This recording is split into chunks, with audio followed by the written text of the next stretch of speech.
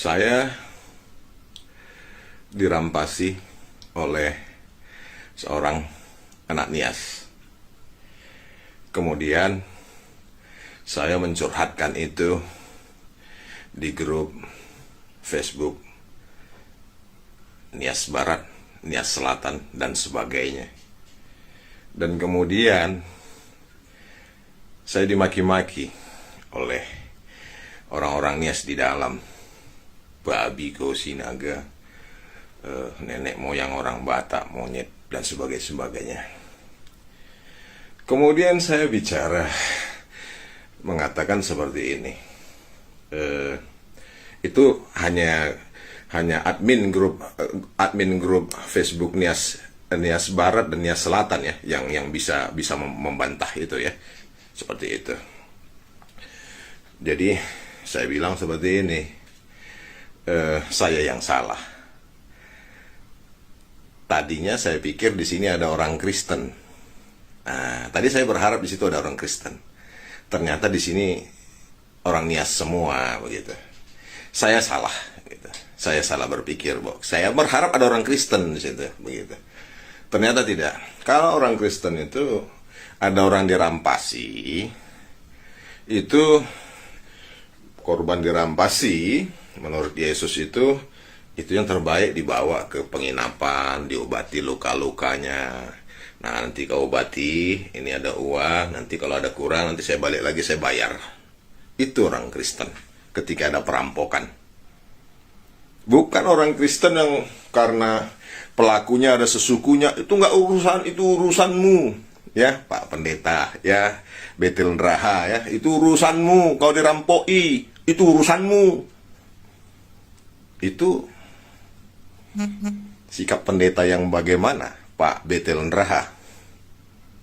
Coba nanti sebelum uji hatimu, Pak Pendeta Betel Neraha. Uji hatimu sebelum nanti Tuhan yang Yesus yang menguji hatimu. Itu repot. Itu repot. Ketika ada orang dirampoi, Anda bicara seperti itu. Itu urusanmu. Jadi ada 3 model menurut Yesus dalam perumpamaannya.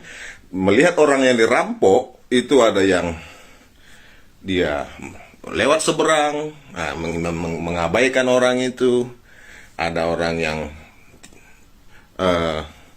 pendeta ya, yang tidak peduli dengan orang itu. Ada orang yang dekat dengan Taurat, tidak peduli dengan korban perampokan itu. Tapi ada satu yang diharapkan oleh Yesus, yaitu korban perampokan itu dirawat. Itu yang terbaik, Pak Pendeta Betel Neraha. Uji hatimu sebelum Yesus Roh Kudus yang menguji hatimu.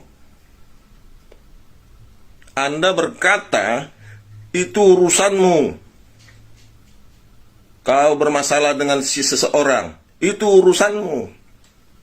Nah, seperti itu. Jadi, berhentilah, Pak Betel Neraha, saya nasihatkan bertobatlah, berhentilah dari kefarisianmu.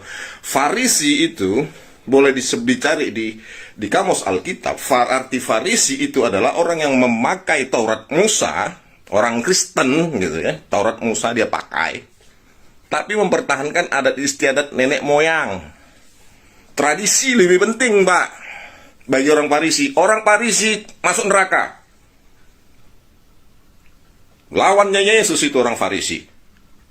Anda tahu Taurat, Anda tahu Injil.